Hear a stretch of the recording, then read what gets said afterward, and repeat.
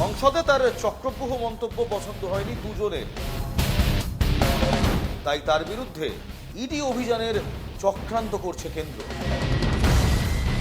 X হ্যান্ডেলে অদ্ভুত post Rahul Gandhi. সংসদে দাঁড়িয়ে 6 জনের বিরুদ্ধে ক্ষোভ প্রকাশ করেছিলেন রাহুল গান্ধী। এক্স হ্যান্ডেলে 2 জনের বিরুদ্ধে তার ক্ষোভ উগড়ে দিলেন। 2 জন কারা? জ্যোতিপ্রিয় মল্লিকের নির্দেশেই নাকি টাকা বন্টন হতো রেশন দুর্নীতিতে।